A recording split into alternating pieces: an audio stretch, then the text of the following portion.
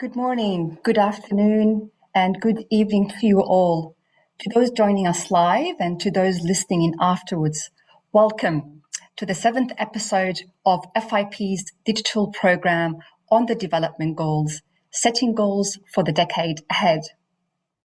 FIP's vision is a world where everyone benefits from access to safe, effective, quality, and affordable medicines and health technologies.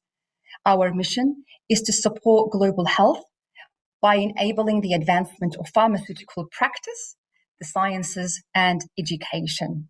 It's great to have all of you on the call today for this event. Today's episode is about development goal number 9, continuing professional development strategies in pharmacy. Let me first introduce myself. My name is Dr. Dalia Burgess. I am the lead for provision and partnerships at FIP and currently based in Bahrain. I would like to also welcome my co-moderator for today's event, Dr. Amy Chan. Amy is a Senior Clinical Research Fellow at the University of Auckland and Auckland District Health Board in New Zealand. Amy is a global lead for continuing professional development, DG9, for FIP at Workforce Development Hub. And she's also the Professional Development and Research Lead for the Commonwealth Pharmacists Association, CPA. Welcome, Amy. It's great to have you here to help with the moderation of the session. Before we proceed, I would like just to share a few housekeeping announcements with you all. This webinar is being recorded and live streamed via YouTube. The recording will be available on our website, that is www.fip.org. You may ask questions using the question box provided, and you are also welcome to provide us with feedback on the event by emailing webinars@fip.org.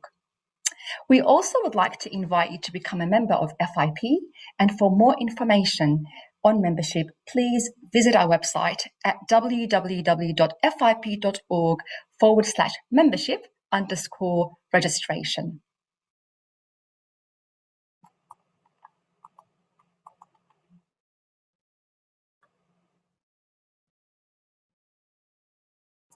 Let's begin by briefly introducing you to this digital events program, setting goals for the decade ahead for our pharmacy profession. And to provide us with the context, I would like to hand over to my co-moderator, Amy. Thank you so much, Amy. Over to you. Thank you very much, Dalia. And it's my pleasure to join you all from all parts of the world for this particular digital online event. And as Dalia mentioned, setting goals for the decade ahead is FIP's 2021 digital program on the FIP Development Goals. And it's particularly special because it's a comprehensive online event series which provides coverage of all the 21 goals over 21 different events in 2021. So definitely a memorable series. And the main aim of the 21 digital events is to be able to mobilize global pharmacy workforce development and transformation through the development goals. And we must remember it's important, especially in this current pandemic situation, to try and reach out and engage our profession, our members and our colleagues worldwide, and to provide a description, direction and context for each of our specific goals. And one of our key strengths of FIP is being able to monitor and evaluate through data evidence and identify priorities across practice, science, workforce, and education as part of this program. So we can see on this next slide here the timeline of these 21 different events that are planned. So Dalia will show the next slide. So the 21 events run between March and September of this year, which is on average about 2 events a month. And we do have a particularly busy September as well, which also coincides with the World Pharmacy Week, which I'll touch on later at the end of the talk, and World Pharmacist Day. It's very important to try and pre-register to all of these events by visiting events.fip.org. And we do encourage you to do so and look forward to having you join in our upcoming episodes. Today, I have the pleasure of introducing you in particular to WDG9, which focuses on CPD. So in terms of next slide, we can see the context of this WDG9 and why it's so important to focus on this. We know CPD is at the heart of our workforce development, because without continuing professional development, then as a profession, we cannot move forward. It's very important that we describe this particular workforce development goal and be able to illustrate in particular the three elements: workforce and education, science and practice. So this event will have the opportunity to showcase the FIP tools, the evidence and the resources to support the DG9 implementation across the three different elements. And we'll be identifying priorities across practice, science and workforce and education within DG9. And hopefully through this, we'll be able to engage our members in an activity to support the monitoring and evaluation of this goal through data evidence. So welcome to our panelists today. So we're very fortunate to have a panel of experts join us from around the world. Our very first panelist, we have Rula Darwish, who's professor at the University of Jordan. We've got Paul Sinclair from Australia. We've got Rebecca Isaacson from UCL in the UK. And obviously, we're very fortunate to be joined by Catherine Duggan, FIP CEO, and by my co-moderator and also FIP lead for Provision Partnerships, Dahlia, who you've just met. So in particular, before we hear from our speakers, I do want to quickly remind you of the context of this one FIP and FIP Development Goals. These FIP DGs were launched in September 2020 as one FIP goals that bring together pharmaceutical practice, science, and workforce and education elements. As for our vision and our mission, FIP believes that we can have no pharmaceutical care without a pharmaceutical workforce, and we can have no pharmaceutical care without a scientific foundation for the next decade. And this elegantly brings across all those three different elements to focus on science, practice, and workforce. So here illustrated in one slide here, we can see the overview of the 21 goals that build on the 13 workforce development goals that were launched in 2016. And FIP used the same consensus-based approach to expand these goals into a set of 21, each reflecting different elements of practice, science, workforce, and education. So I'll introduce you to the next short video, where we can see the 21 goals in action.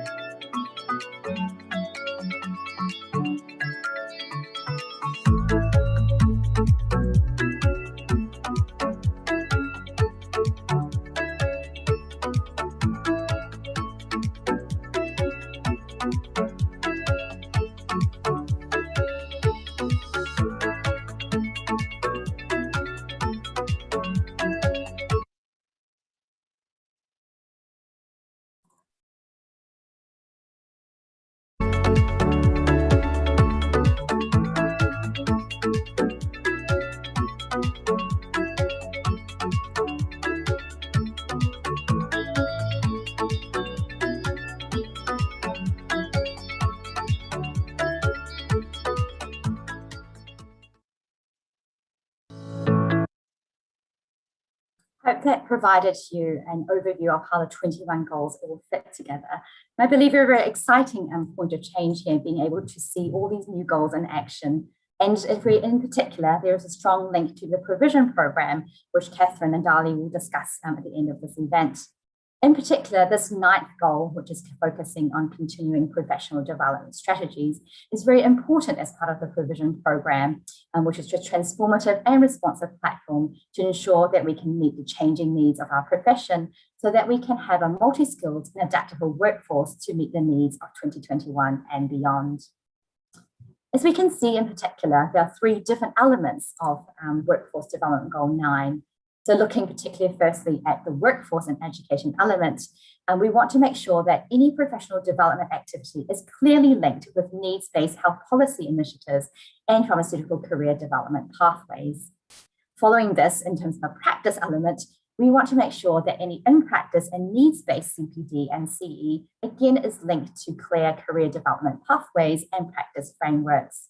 And ultimately, in terms of the science, we want to be able to integrate professional development as an essential component of advanced pharmaceutical sciences.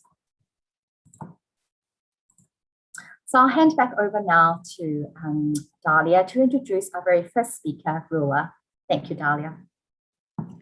Thank you so much, Amy, for that really comprehensive overview of the development goals in the context of continuing professional development. That was really helpful. Thank you so much. It is now my great pleasure to introduce our first speaker, who will be addressing the first element of DG9, workforce and education. Professor Rula Darwish is an experienced higher education professor at the University of Jordan, in Jordan, Amman, and is currently a member of the International Advisory Group in the Accreditation Council for Pharmacy Education, ACPE. At FIP, Professor Darwish is also a member of the Executive Committee of the Academic Pharmacy Section, and she is a global lead for DG9, Continuing Professional Development Strategies. She is also the chair of Continuing Professional Development Committee of the Jordan Pharmaceutical Association, JPA. She is a member of the Advisory Committee of the WHO Tailoring Antimicrobial Resistant Program and contributes in strategic planning to combat drug resistance with special emphasis on the role of pharmacists. Welcome to the virtual stage, Rula, and the microphone is yours. I am navigating the slides for you. Thank you very much, Dalia, for the intro, and it's a pleasure for me to be here among you and contribute to this important event. As my colleague Dalia said, I'll be talking about FIP Development Goal, the first element, which is workforce and education element. All professional development activity clearly linked with need-based health policy initiatives and pharmaceutical career development pathways. Next slide, please. Next slide, please. Thank you. Mechanisms. Evidence of an effective continuing professional development strategy according to national and local needs. Development of program to support professional development across all settings of practice and all stages of a pharmacist's career. Ideally, this should be linked with all professional development activities across the workforce. Education in continued professional development strategies and self-directed behaviors should be initiated at the student level. Development of programs to support return to practice after career breaks or sector changes. Next slide, please. Allow me now to introduce my colleagues, the global leads, Amy Chan from New Zealand, Jared McGay from Australia, and myself, Rula Darwish from Jordan. We published a chapter entitled Pharmacy Practice and Continuing Professional Development in Low and Middle Income Countries in the book Pharmacy Practice Research Case Studies in 2021. Next slide, please. I will be focusing on needs-based education development with special emphasis on Jordan experience. In the declaration of Astana in October 2018, the WHO announced its commitment to improving primary healthcare globally. The declaration emphasized the importance of building sustainable primary healthcare systems that are based on national context and priorities. As the provision of healthcare depends on the healthcare workforce, qualifying, educating, and training healthcare professionals need to be a priority for healthcare system and policymakers. Pharmacists are an integral component of healthcare professionals. As such, qualified and skilled pharmacists could play a central role in providing sustainable primary health care. In many countries, including Jordan, pharmacists are the most accessible healthcare professionals. Pharmacists are in the front line of healthcare delivery. The International Pharmaceutical Federation, being the representative body of the pharmaceutical workforce globally, took the initiative and announced its roadmap for continuous education and training of pharmaceutical workforce. The roadmap was explained and detailed through three main documents: the Global Vision for Education and Workforce, Pharmaceutical Workforce Development Goals, and the Nanjing Statement. In Jordan, the Workforce Transformation Project, in collaboration between the Jordan Pharmaceutical Association and the FIP, was launched in 2019. Currently, in Jordan, for relicensing, the pharmacists need to have 50 CPD hours in 5 years, with 10 CPD maximum per year. And we believe this is a good opportunity to arm the pharmacist with the required competencies through the proper CPD activities. Now, in order to build a plan for CPD, we adopted the need-based education model of the FIP. Next slide, please. Where pharmacy education should be locally determined, socially accountable, globally connected, and quality assured in order to meet the given health needs of the community. So after the needs is going to be identified, services which should be provided by the pharmacy workforce to meet these needs are going to be recognized. Competencies that is demonstrated by the pharmacy workforce to provide these services are going to be clarified, and education which should be completed by the workforce to achieve these competencies should be provided. And to close the loop, after the outcomes should be quality assured and further assessed in order to see the fulfillment of this need. Next slide, please. We see that the need is initiating the whole process. So this is some thoughts and facts about the needs. Needs are variable from country to country, not only this, but also in the same country from region to region. It is dynamic in that it changes with time. That means time frame should be regularly revisited. Also, there are many, and that's why they should be prioritized according to the frequency and the importance and the resources that are provided. Also, after fulfilling the need, it's very important to make assessment and evaluation of the outcomes. Next slide, please. Now, I'm going to share with you local evidence of execution of CPD strategy in Jordan. The first thing that we did, we identified the needs through looking at Ministry of Health statistics, and also we made like focus groups of stakeholders. The needs identified were many, including COPD and asthma, immunization, tobacco and smoking cessation, wound management and care, maternal and child health needs, geriatrics, cancer and palliative care, cardiovascular needs, pharmaceutical research, mental health, and complementary alternative medicines, and others. But we had to prioritize them in order to provide what is required to the pharmacist. Now, after identifying the needs, we identified the sector who are most likely going to deliver the service for the need. And this was done again through stakeholders meetings from different pharmaceutical sectors, and we agreed on the sector that is going to provide it. And then we identified the competency needed for the pharmacist, which included knowledge, skills, and skills needed to provide the services, and also the attitude. Then experts were recruited to prepare the educational tools and deliver the content of the workshops. They emphasized on the knowledge as well as on hands-on and communication skills and patient counseling. The educational tools included webinars, workshops, seminars, and lectures. Interestingly, we realized that pharmacists were eager to join and to improve their skill and knowledge. For COPD and asthma, we made 3 workshops, each accommodated around 50 pharmacists who received the knowledge and hands-on the instruments. including inhalers, metered dose inhalers, dry powder inhalers, nebulizers, and others.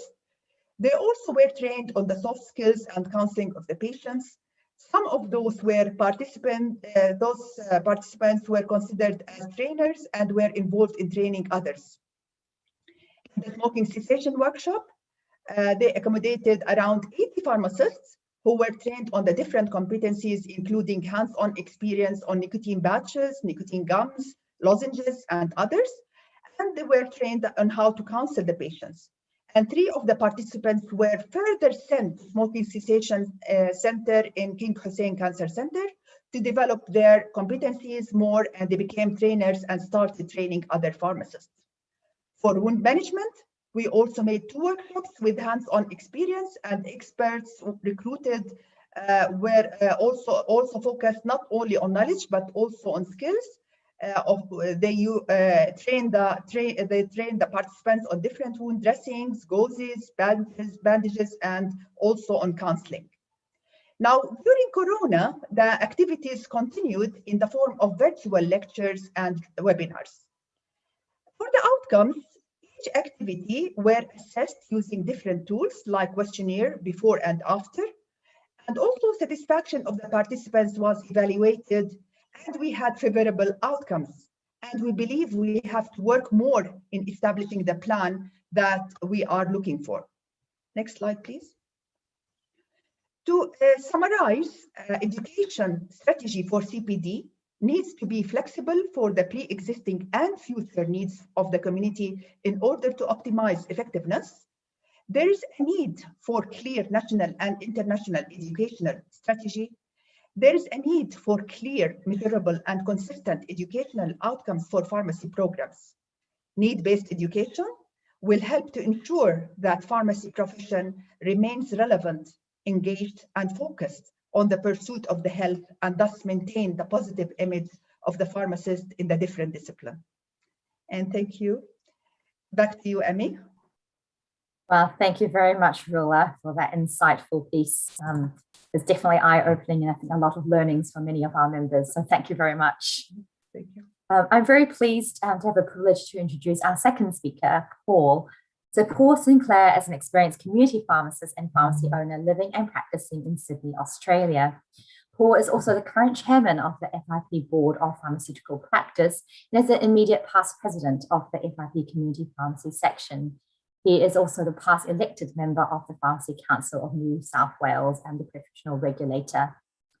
Paul has had a long-term involvement with the Pharmacy Guild of Australia, being both a past president of the New South Wales branch and a past national vice president. In this capacity, he was responsible for much of the advocacy with the New South Wales government, which saw legislative changes allowing pharmacists to vaccinate in their pharmacies, particularly topical these days.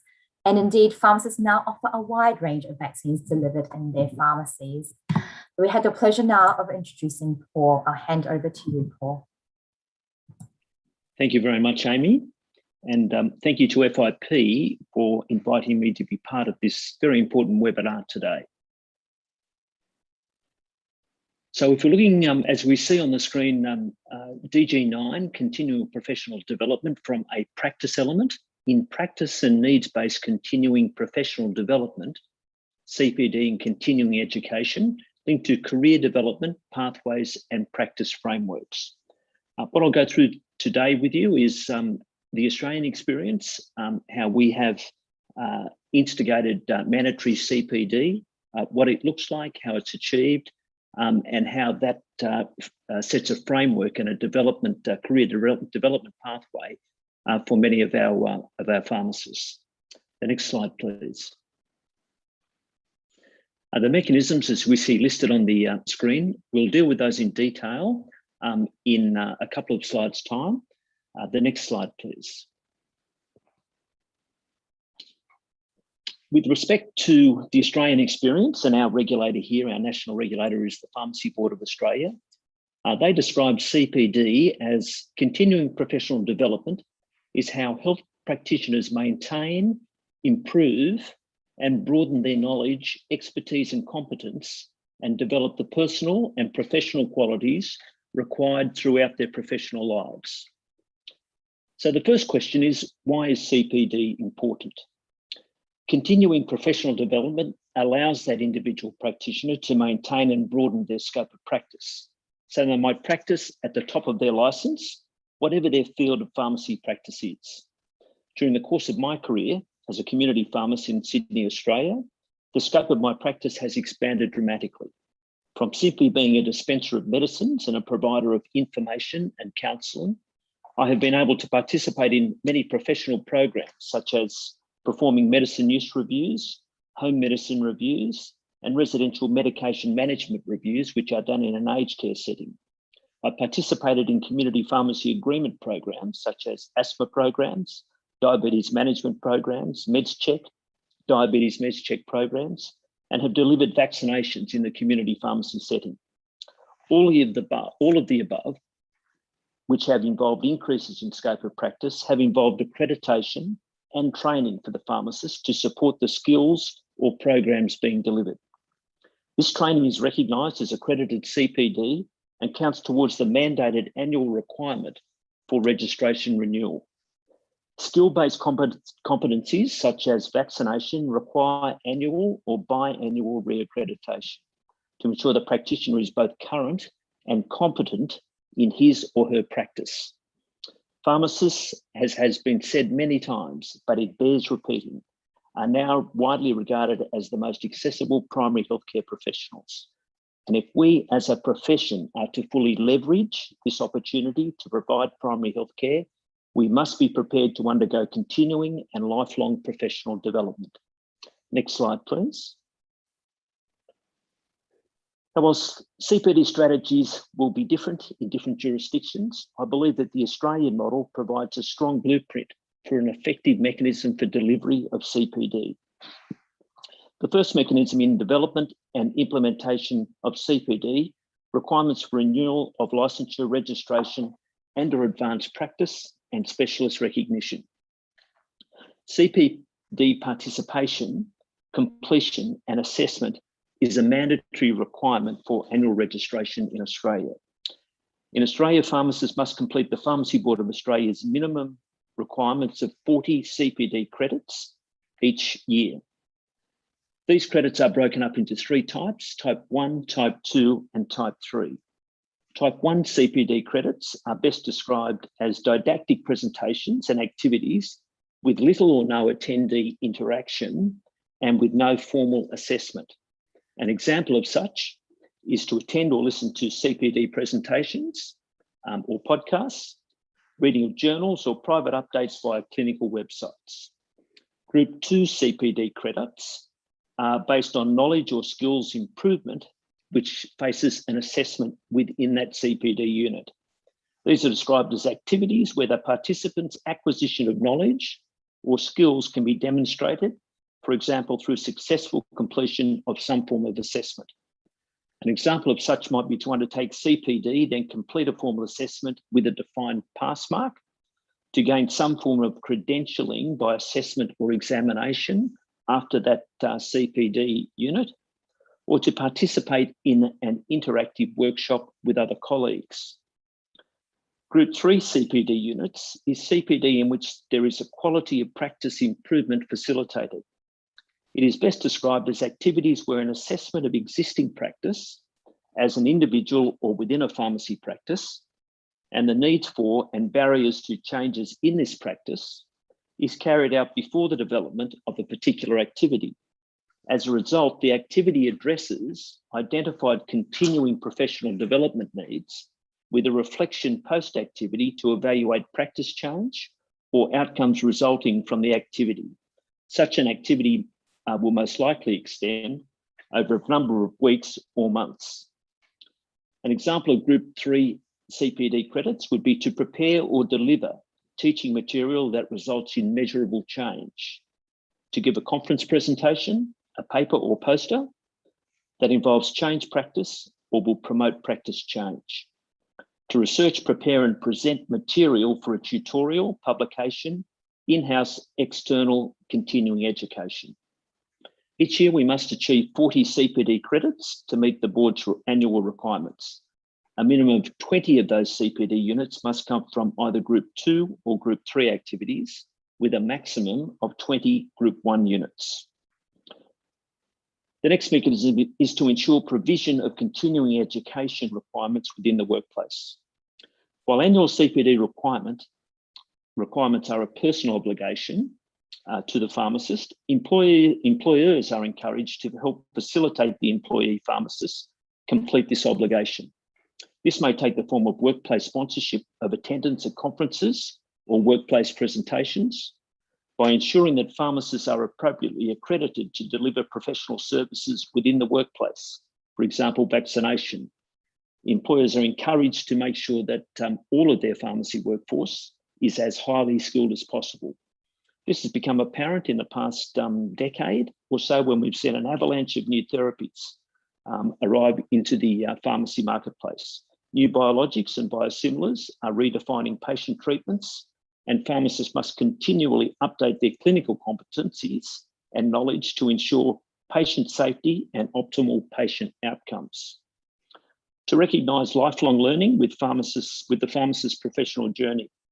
This is particularly the case with respect to expanding scope of practice by maintaining CPD requirements in line with the annual pharmacy board requirements. Expanded scope of practice ideally should be recognised by the remuneration improvements for the pharmacist, so that there is commensurate increase with their remuneration as their skill levels increase. To develop online programs for continuing education and training, which will lead to certification or credentialing. In Australia, most pharmacist professional organisations, such as the Pharmacy Guild of Australia, which represents owners, the Pharmaceutical Society of Australia, the Society of Hospital Pharmacists of Australia, and the Australian College of Pharmacists of Pharmacy tailor CPD delivery to the needs of their members. This allows targeted and tailored CPD to help practitioners maintain and improve competencies relevant to their type and scope of practice. This CPD should be easily accessed by the practitioner and should ideally be in the form of a minimum amount of Group 2, of a predetermined amount of Group 2 accessible CPD. Certainly at the Pharmacy Guild, we encourage practitioners, especially younger pharmacists, to attend as much face-to-face CPD as possible, to not only improve their knowledge base and competencies, but to help build a professional network with similar younger pharmacists. It's important, I think I'll make a quick note about legislation. In most jurisdictions, the practice of pharmacy is heavily regulated at both the local and national level. These legislative instruments guide practice at both the national and state level. In my experience with the pharmacy professional regulator over the past 10 years, of particular note in dealing with complaints against pharmacists and their professional behaviour, there is a clear link between a lack of knowledge of the relevant legislation and the prevalence of complaints. Once students graduate and pass the pharmacy board exams, there is no mandated requirement to maintain current knowledge of the various legislative requirements. In developing, although there is an expectation that that would happen, in developing continual professional development strategies, I would strongly encourage professional bodies to encourage their membership to maintain knowledge of all relevant legislation, and if appropriate, to mandate by annual CPD requirements a minimum number of CPD units focused purely on the legislation and professional guidelines. The other key part of our CPD infrastructure is a CPD plan. It's important that all pharmacists present with their annual registration renewal a CPD plan for the upcoming year, which is based on their practice and their particular practice needs. As part of the process of maintaining competence and extending scope of practice, all pharmacists are expected to identify knowledge gaps or needs requiring further development through self-reflection and assessment of their performance. That is, to identify their continuing professional development needs. This requires pharmacists to be familiar with and to be able to use the National Competency Standards Framework for pharmacists in Australia. A number of steps involved in this, but it is a most important part of our CPD. CPD is now entrenched as part of our professional disciplines in Australia. CPD should be used to enhance our professional journey and to allow us to practice at the highest possible level based on our professional competencies. Thank you, Dahlia. Thank you so much, Paul, for giving us an overview of the Australian experience in the context of CPD requirements and the emphasis of your last point on the importance of CPD in legislation as well. I really think our audience appreciates as well how you've tackled each one of the mechanisms for DG9 and relating it to your own local context. Thank you so much, Paul. It is now my great pleasure to introduce our third speaker for this event. And I've had the pleasure of meeting Dr. Rebecca Isaacson as we planned for this event. Dr. Rebecca Isaacson is a postdoctoral researcher at University College London, UCL, Department of Chemistry. Her current research focused on delivery of antimicrobial peptides to gram-negative bacteria. She received her PhD in Pharmaceutical Sciences from Uppsala University in Sweden in 2019. Prior to receiving her PhD, she held a Master of Science and Engineering in Chemistry from KTH, the Royal Institute of Technology in Stockholm. She also serves as the chair of FIP's Special Interest Group, the new generation of pharmaceutical scientists. Welcome to the virtual stage, Rebecca. Thank you so much for that introduction, Dahlia. And I am here to talk about the third element that we can see here on the screen, which is the science element. And if we move to the next slide, please. The science element focuses on integrating professional development as an essential component of advanced pharmaceutical sciences. And the mechanisms by which we'll achieve this is to facilitate collaboration between academia, industry, and government to identify professional development priorities for pharmaceutical scientists, but also to inventory professional development opportunities for pharmaceutical scientists. And I have tried to summarize a little bit of the work being done within FIP on the next slide. So CPD for pharmaceutical scientists, as a young researcher like myself, you can always ask, what is this and why should I care about it? And CPD is the development of your skills throughout your career with a long-term aid of progressing your career, but also your personal growth.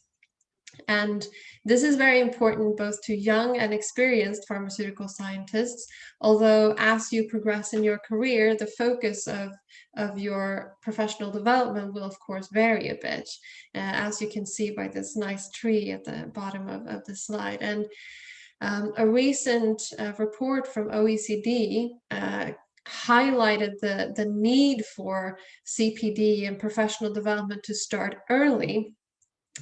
They found in a study that asking graduates, PhDs in the Netherlands, 69% of the graduated PhDs ended up having a career outside of academia, but only 13% of the PhD students felt confident in making that career move. And one of the aspects that they identified as being a hindrance for the PhD students, or where they felt that they were lacking, was professional development aspects. Now, if we move to the next slide, please.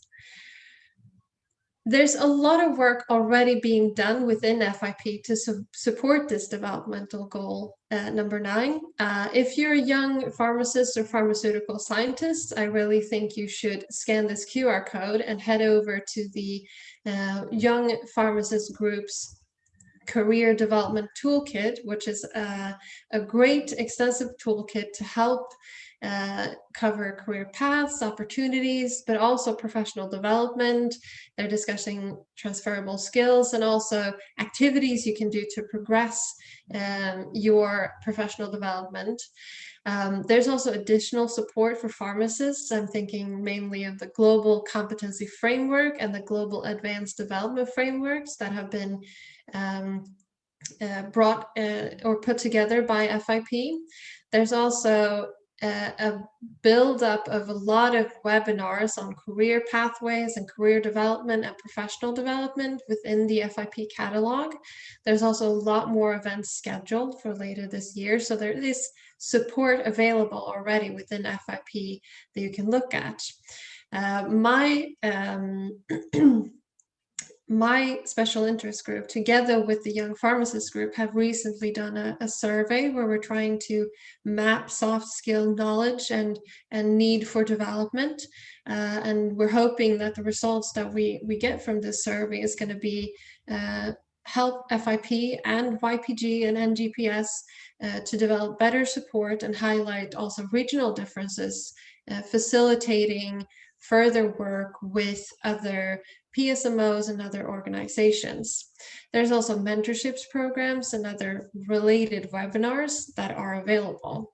And moving forward on the next slide, the future need, of course, how can FIP better support members? First of all, I think FIP is working hard on trying to identify areas, both scientific in skills, but also in soft skills, where we can better support our members, and working together with other pharmacy and pharmaceutical scientist advocates to try to continue to build more online materials and toolkits. I'm thinking about webinars, there will be workshops to help support members and member organizations in filling a need for more professional development for pharmacists and pharmaceutical scientists. I also think FIP, or I know that FIP is working on supporting and creating more networking opportunities. Of course, when we're all able to travel again, we will see an increase of this with conferences and congresses, but also a chance to, at those live events, conferences and congresses, partake in various CPD events as well. We will also see an expansion and an adaptation of the global competency framework to steer it more towards how to support pharmaceutical scientists.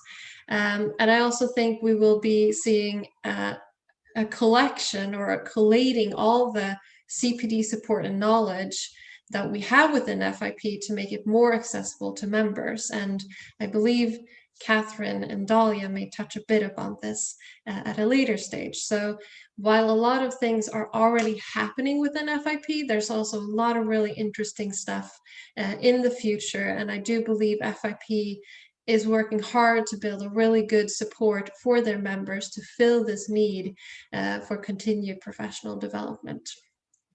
I'm going to hand it back to Amy there. Thank you so much.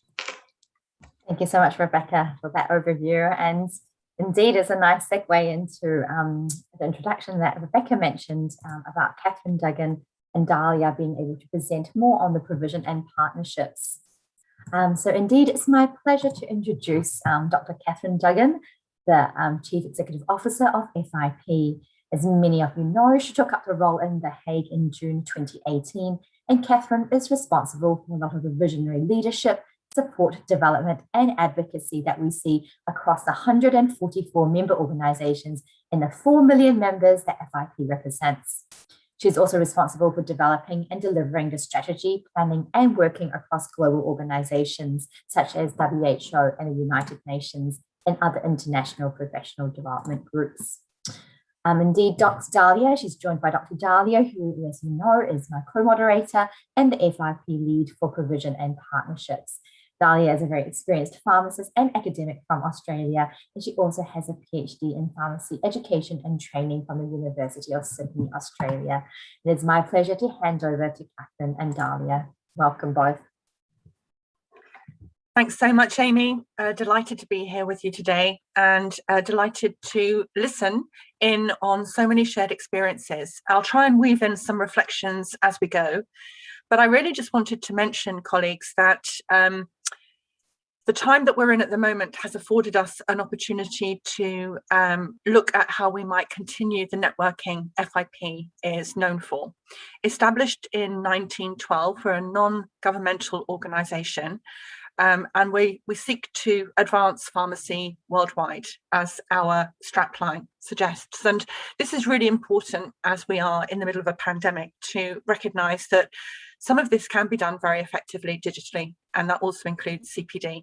And I really take Rebecca's point that as we come back face to face, we can't lose the benefit that the digital platform and the digital arena has offered so many of us for convenience, for accessibility, for availability, and for touch bases. And I really like the experiences we've heard today about how we probably shouldn't view CPD as an add-on to our professional activities. We should view it as an opportunity to develop with all of the changing world, or the changing services, or the changing environment we find ourselves in. So this slide is meant to show a little bit of the thinking that has been going on in FIP, particularly accelerated in the last year. We've always been an opportunity, a platform, a network organisation, an organisation that would bring together colleagues and friends and collaborators together. And the last year has really accelerated some of the digital provision we had put in place. What we have seen with the lack of face-to-face events is that we're able to be responsive, we're able to be adaptive, and we're able to be flexible by the events we provide, the opportunities they provide, and the ways in which we can join together the scientists in our profession and the practitioners in our profession and the educators. And indeed, the philosophy could be that it's how we describe our practice that unites us under the banner of pharmacy. Traditionally, this would be done mostly face-to-face with a tiny bit of digital.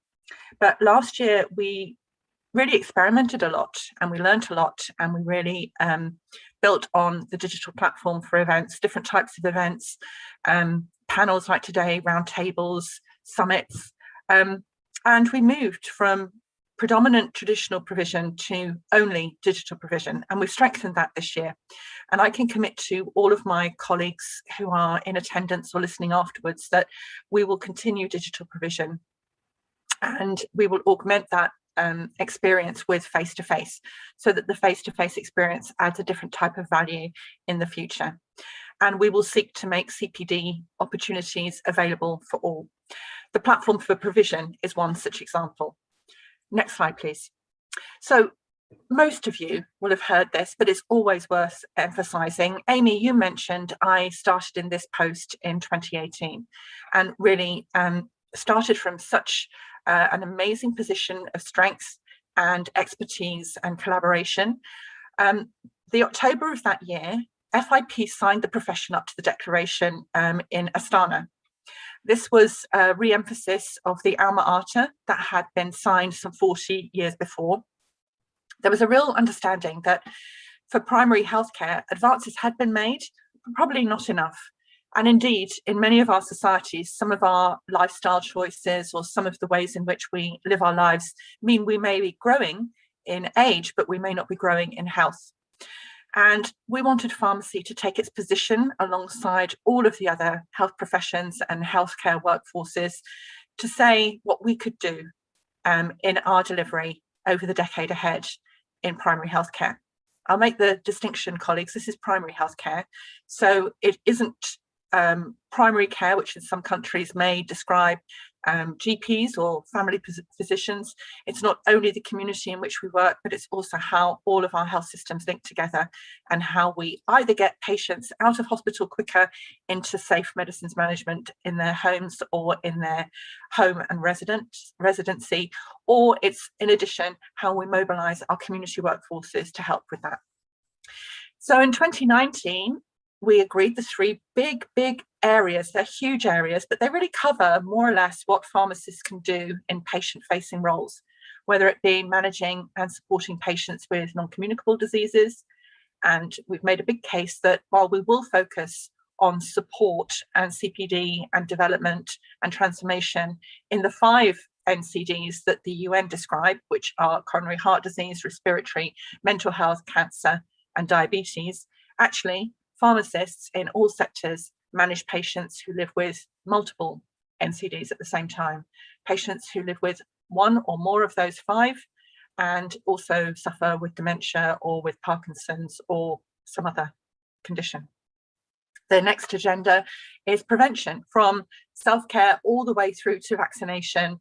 All of that requires some touch points of CPD, but also requires some transformation in some countries, whether it be getting new courses in place, whether it be supporting with regulations, whether it be demonstrating the impact of pharmacists in vaccination services, for example. And probably the bedrock of our profession is the safety agenda, from substandard and falsified medicines to safe manufacturing, drug development, safe supply. I think COVID has just highlighted the importance of all elements of our profession in this. We plan to host a Health Ministers Summit in 2023, and we will present evidence of impact and change across these big bubbles or clusters of practice across the 6 WHO regions. We'll collect the evidence and data through our FIP Global Pharmaceutical Observatory, and I know Chris will be presenting on that in a short while. We'll focus on the priorities of our members, and 2021 has really been about engaging members across the regions, individually, and in events like this. So we look forward to gathering your evidence of impact.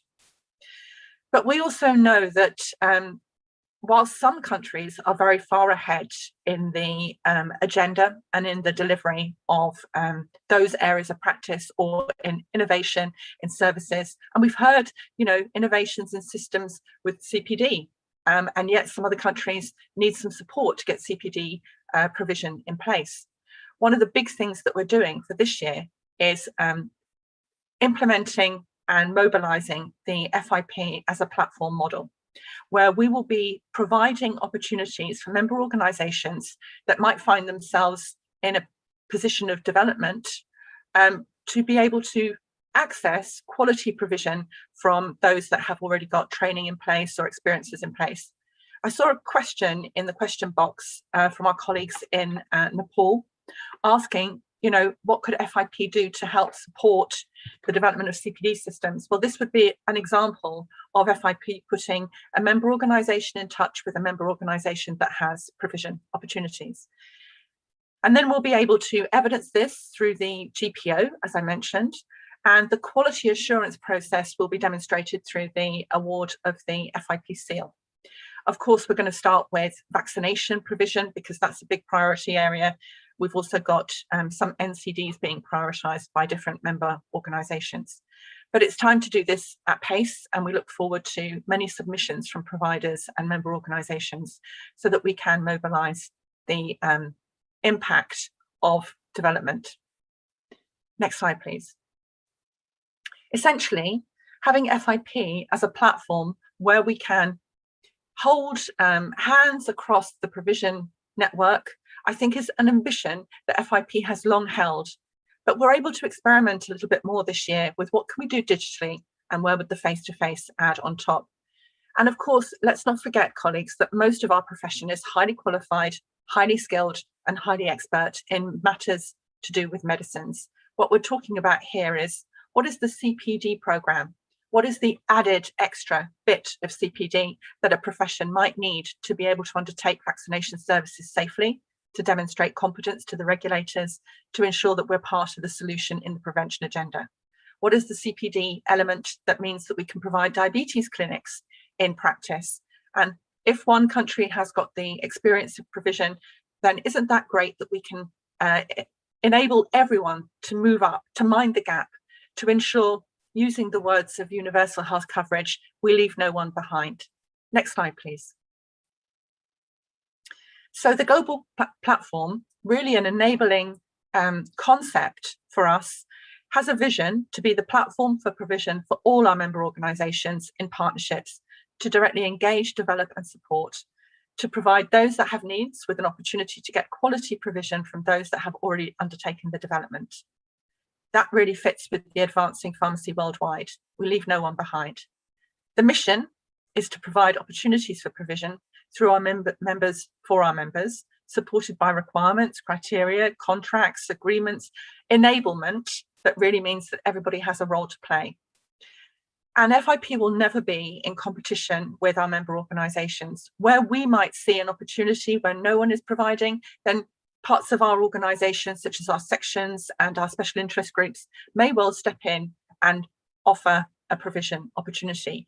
Rebecca, you just mentioned your SIG and also how the early career scientists and the young pharmacist group can work together. That's an example where we may have direct CPD provision from FIP. But nothing will be done in competition. Nothing can be done in competition. We are nothing without our members, and our members are our lifeblood. Thank you so much. Over to you, Dalia.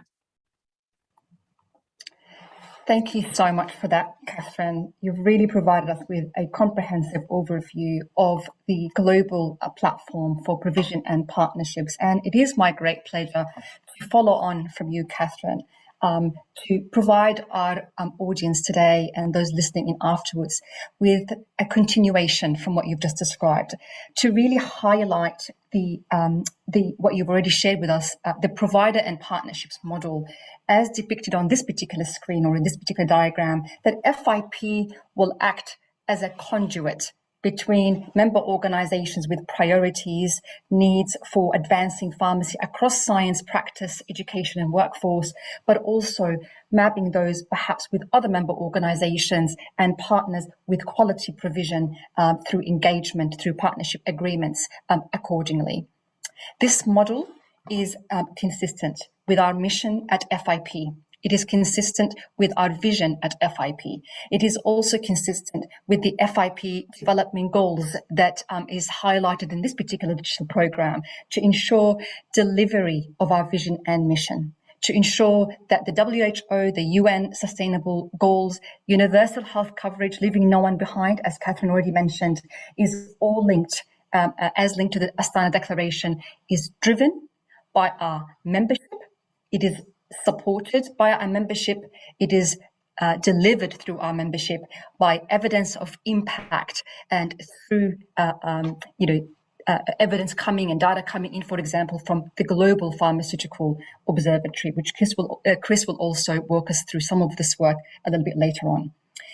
In about 5 to 7 minutes, colleagues, I'm going to just share with you how we've identified various ways in which we could mobilize this global platform. I will share with you examples of models by which we could partner, support, or be supported by our members and partners. In the diagram on the screen appearing in front of you, we highlight 5 ways in which we could mobilize the global platform at FIP. The first model is the provider model, by which we demonstrate a franchise kind of relationship with FIP, where a provider, a member organization, a partner has a quality program, product or service, a quality CPD program that can award them the FIP seal that was worked on in 2020 and more so this year as well. I do not have the time in this particular event to go through the details of the FIP seal. However, we do have processes for this. We also have a system that is actually being developed today. The second model, or the second way in which we are able to mobilize the global platform, is by supporting a member organization to deliver a particular program, to deliver a particular service to its members, to its pharmacist community. Thirdly, FIP has done so in the past and continues to do so. It partners with other member organizations, and I will share some examples to each one of these ways in my next slide. But fourthly, as this event is one example of how FIP provides direct member benefit provision to us colleagues, whether it's via the digital programs, whether it's by what our sections and boards and SIGs and young pharmacist groups do to provide direct provision to its members. This is another way in which FIP can really mobilize and enrich this platform. And as Catherine already highlighted right at the beginning, FIP provides us all, colleagues, with a platform for collaboration, for exchange of ideas, for shared learnings, to be able to reach out to others in the field, for consultation, for friendships and so forth. And so there is an array of ways in which we could really mobilize the platform to enhance continuing professional development across all sectors, as our speakers already highlighted previously. On this slide, I'm going to share with you some examples to really explain how these models might have worked in the past or how they might work in the future for some of us. In the first model that I refer to as the provider model, where a member organization of FIP or a partner, for example, has quality provision. For example, it could be something to do with vaccination training, it could be diabetes management, it could be digital health education, it could be cancer care. A program of quality, a product of quality can be then awarded the FIP seal if the particular provider suffices, demonstrates evidence against the criteria that has been set up for this particular model. In the second model, as an example of how FIP supports a member organization in its CPD endeavors, I can share with you one example that I was fortunate to be involved in 2020, and that is it was about delivering training, actually, a train-the-trainer program for career advancement in pharmacy to our Indonesian pharmacists. And in 2020, FIP, and in partnership with the Indonesian Pharmacists Association, IAI, delivered the first virtual international train-the-trainer event that focused on workforce development from early career training to advanced practice. The goal of that particular FIP IAI TTT program was to provide support for all our IAI colleagues to explore opportunities to the trainers, to explore development strategies for a patient-centered approach for pharmacy trainers in their local context. Thirdly, I'd share with you an example of where FIP has partnered in the past and still does. The academic global leadership fellows program is such an example, in which in 2020 a virtual version was actually developed and organized by the FIP Global Academics Leaders Forum, and it was launched under the title of Enhancing Academic Leadership Horizons in Trying Times. And the full course consisted of multiple modules, and this special edition of it was a virtual one, and the partnership was between FIP and the American Association of Colleges of Pharmacy, AACP. And this, my dear friends, is an example of how FIP partners with other member organizations or partners in this field. The fourth model, again, very close to us all, relates to how FIP provides CPD opportunities to members and colleagues, including digital events programs. We have around 200 digital events planned in 2021. That's quite a bit. And soon, FIP will also be able to develop its own online courses following proofs of concepts that I will touch on in just a moment. FIP colleagues provide us with a platform for collaboration and consultation, and we're all able to avail of this often in our membership and in our interaction with FIP. I mentioned proofs of concepts, and proofs of concepts at the moment within the global platform, within the provision program, is to really inform guidance and inform the feasibility of how we're able to develop and to deliver more FIP CPD programs and courses, as many of our colleagues are asking about in the chat box. Today, I'm sharing with you some examples of what is going on behind the scene. The first example is a collaborative project between the academic pharmacy section at FIP, the Technology Forum, and actually all of our boards, and including the YPG group, to develop a train-the-trainer program targeting academics who would be change makers to integrate digital health in pharmacy education. This follows the launch of the Digital Health in Pharmacy Education report that was launched in January this year, again, supported by evidence and data. The second project I can share with you and is also underway is led by the Young Pharmacist Group, following findings from the FIP YPG Job and Career Satisfaction Survey that was conducted in December 2020, which noted that there was a need for CPD opportunities amongst respondents. And this particular online course is being planned to focus on priority knowledge areas and the skills that have been stressed by our young members. Lastly, I can also share with you that there's an ongoing project that was initiated by the Pediatric Formulations Focus Group of the Board of Pharmaceutical Sciences.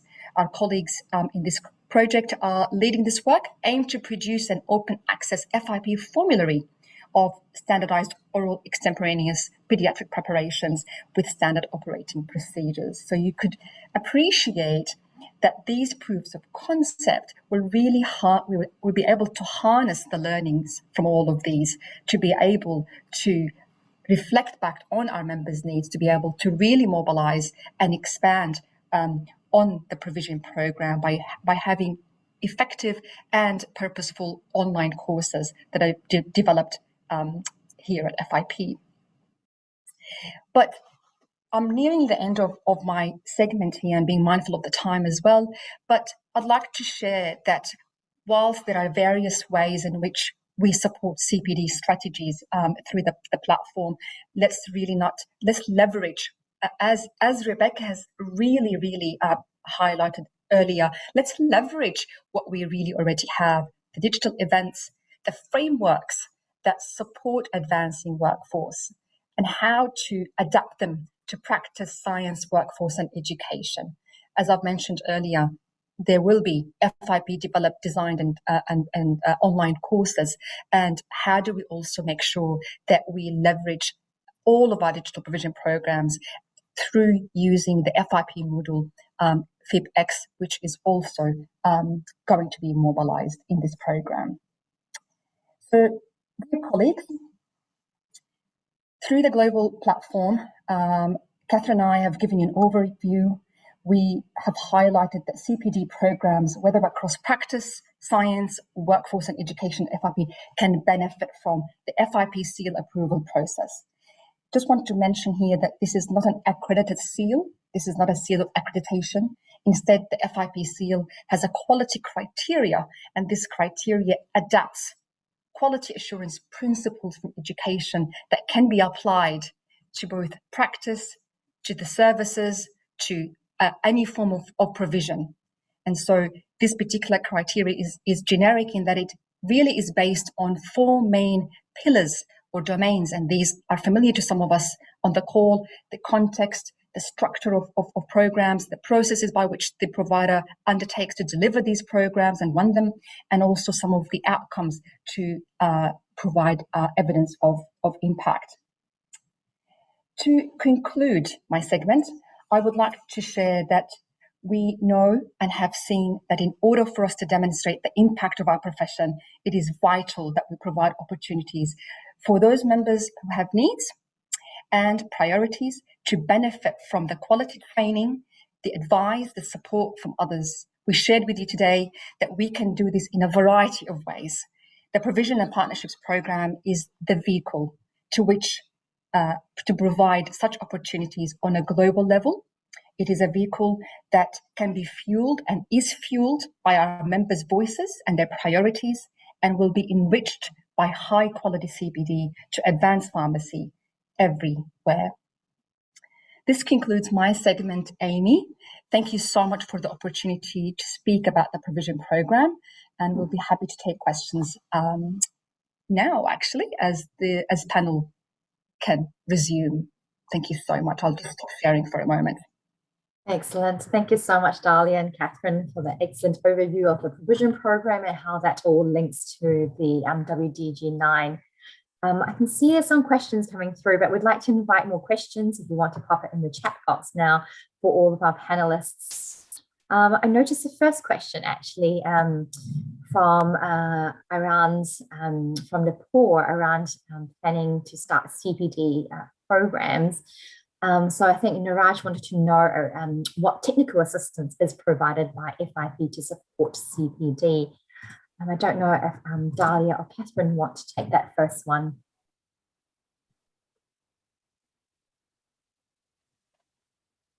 Sorry, thank you.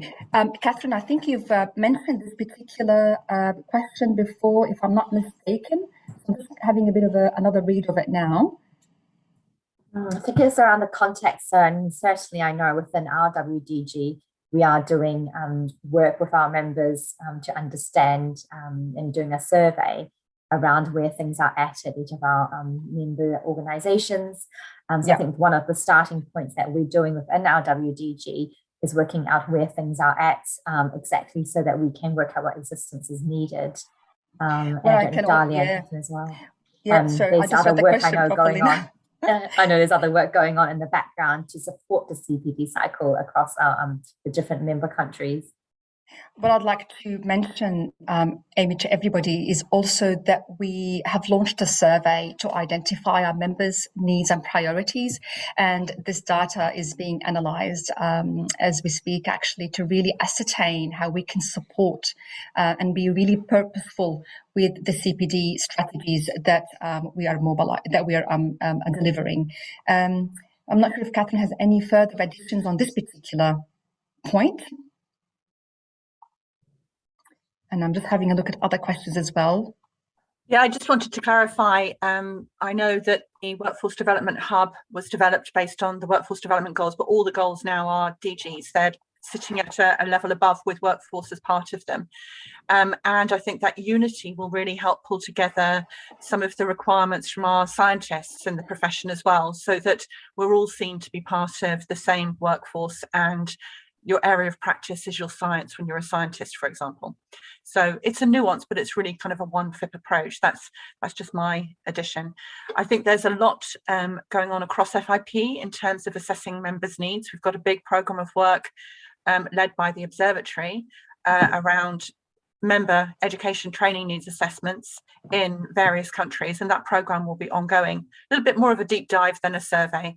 And I know that the team, the FIP team, understand now, especially during the pandemic, especially during digital times, we can gather data or intelligence or experiences or needs. Surveys are one method, but we can adapt and use lots of different methods as well. I think survey fatigue is one thing we've noticed to be a huge impact of the pandemic. So let's use the digital means we have in a little bit more of a creative way. That's all I have to add on that particular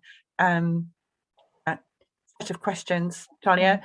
I wanted to just mention there's one question, there's one chat about certificates. Yes, we have certificates available. Thank you so much, Catherine. Really helpful to know. Sorry, Dahlia. I just did have a question, I think, from one of in our chat box around self-CPD and the point spaces and how that fits in, for example, with postgraduate programs and online certification. I'd probably like to direct that question to Paul, if that's okay first, given your experience and obviously your talk around establishing CPD as part of professional regulation.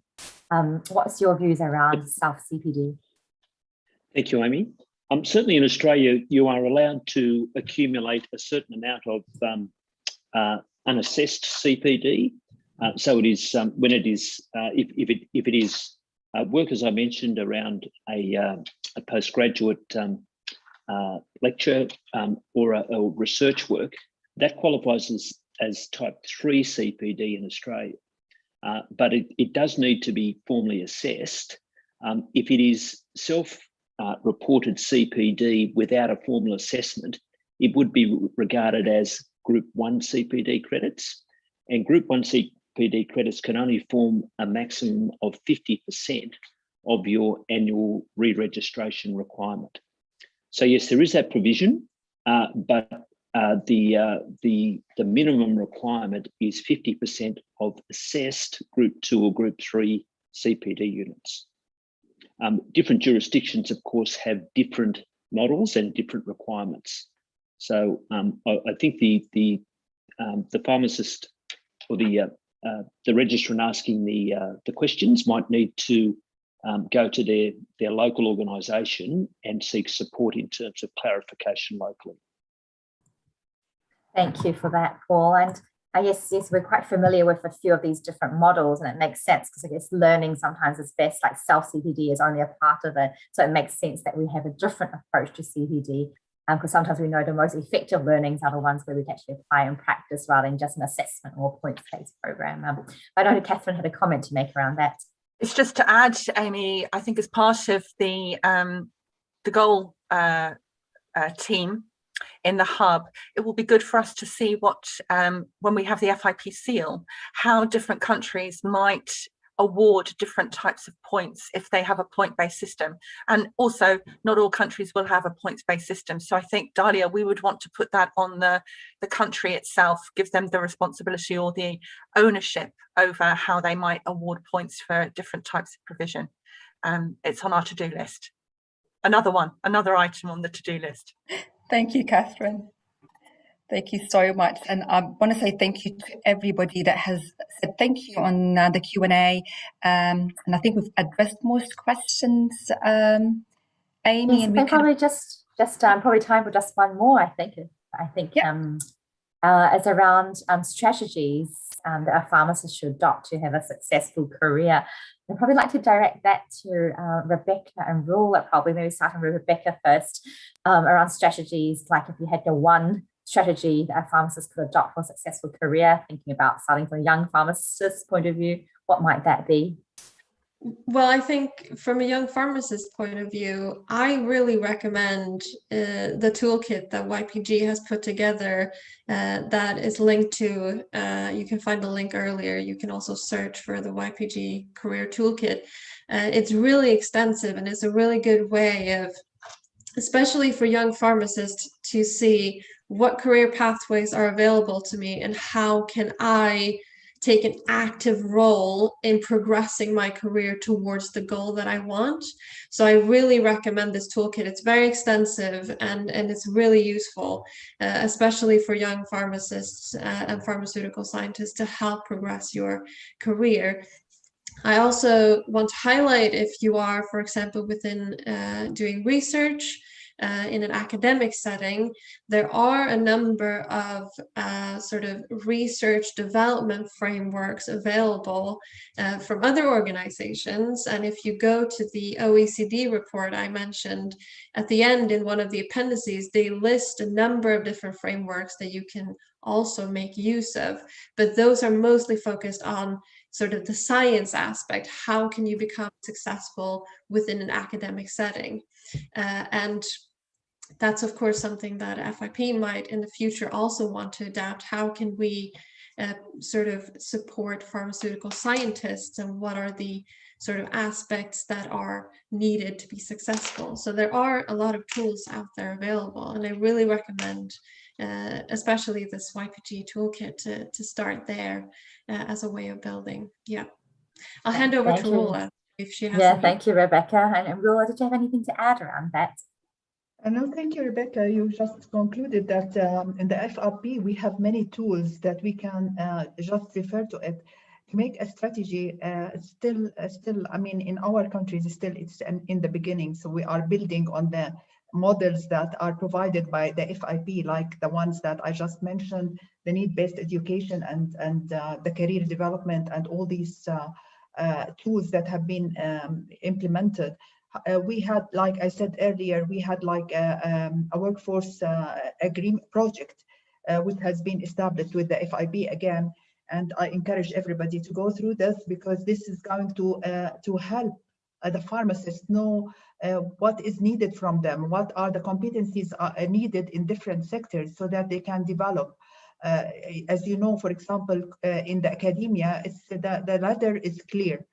you know how you're going to be promoted and so on. But if you are talking about the community pharmacy, for example, it's not clear. So probably we should work on this sector, not only on this sector, the other sectors as well, like industry, hospital pharmacists, many others.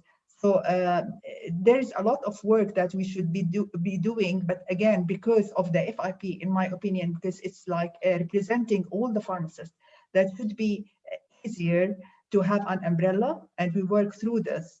Again, if you want to build up a strategy, it's very important to collect data.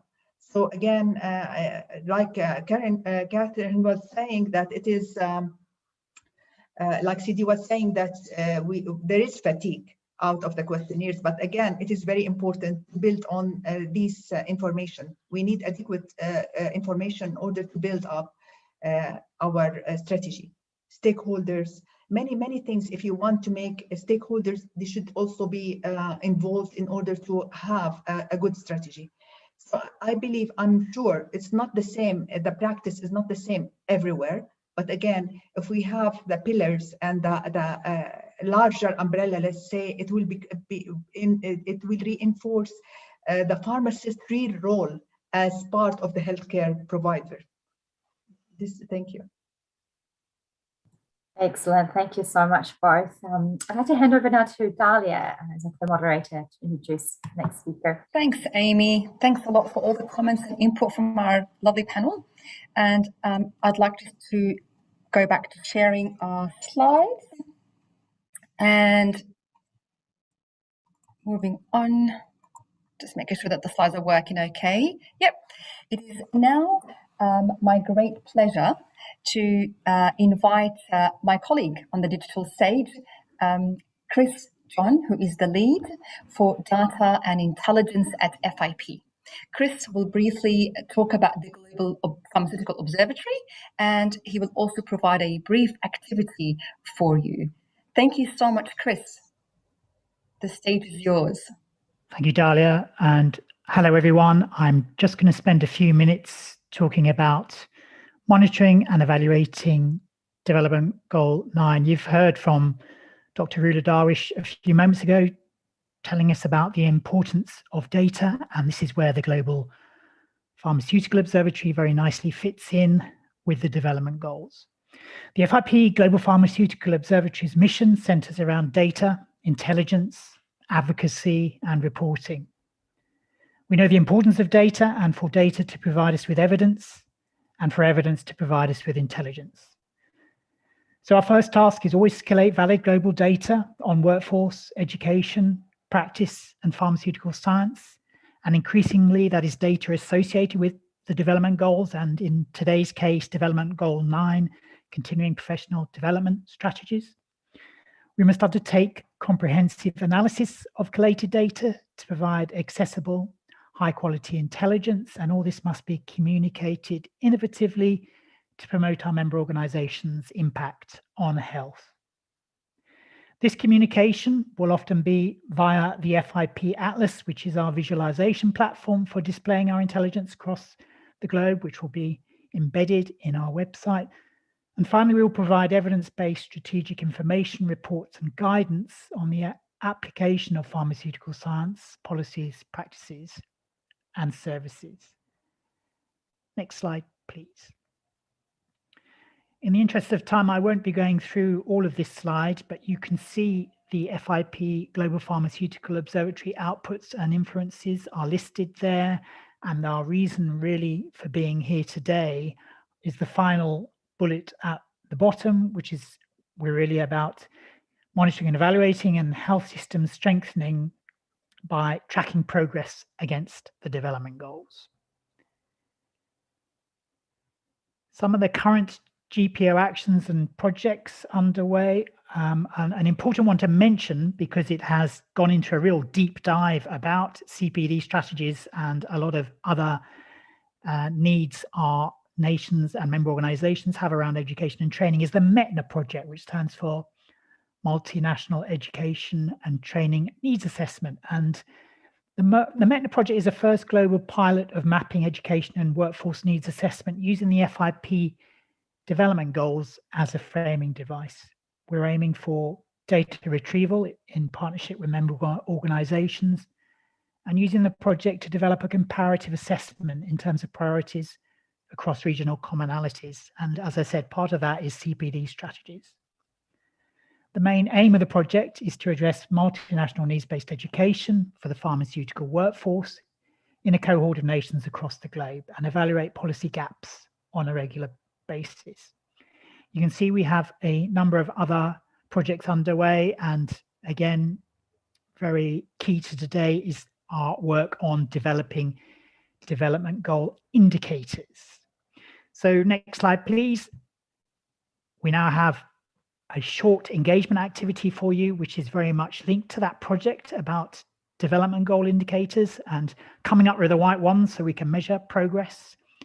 And we're now needing your help and expertise in engaging with a brief 5-minute activity to help us develop these indicators and metrics to measure and monitor progress with the implementation of Development Goal 9. So to participate in this short activity, you can either click on that link or copy and paste it into your browser or scan the QR code. I'm going to give you a few minutes to see if you can get all that going, and that'll give you some hopefully enjoyable prompts to go through, and that will help us enormously. We will use this information to help us understand how we will measure progress towards Development Goal 9. You'll also receive an email to complete this activity after this event if you don't have time to do it right now, but as I say, it is quite quick and easy to do. So that's from all I have to say from the Global Pharmaceutical Observatory, and thank you so much for your time and attention. Thank you very much, Chris, for that, and to all the participants for participating in that activity and in our events. So we're going to say we want to invite you to the next episode.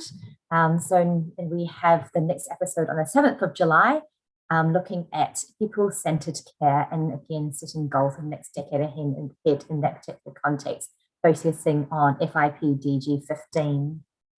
Now, last but not least, I want to invite all of you to, and introduce the World Pharmacist Day campaign.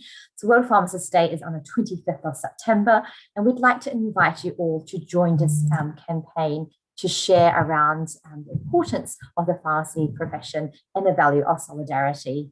Indeed, the FIP would like to invite you to make sure your country is represented by showing your support on the WPD to 2021 Champions War. So what we'll be doing is that we'll be having a set of PowerPoints that you can share as part of a Twitter feed, for example, or on LinkedIn or on various other social media.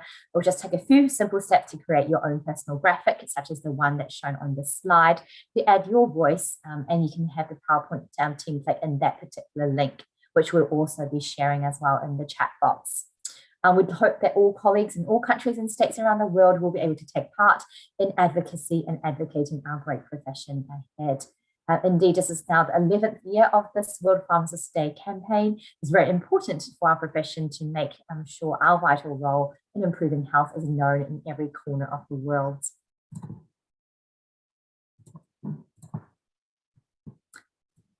And so again, thank you very much for all our attendees from all corners of the world and attending. And a reminder that FIP offers various digital events on a range of topics, including antimicrobial resistance, non-communicable diseases, vaccination, and the FIP Development Goals.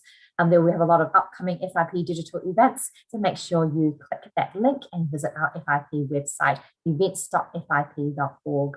Thank you again for joining. Thank you so much, Amy. Goodbye, everybody. Thank you so much, panelists and colleagues. It's great to have everybody. Thank you to our speakers, and thank you, Dahlia. Thanks, Amy. Thanks, speakers. Thank you.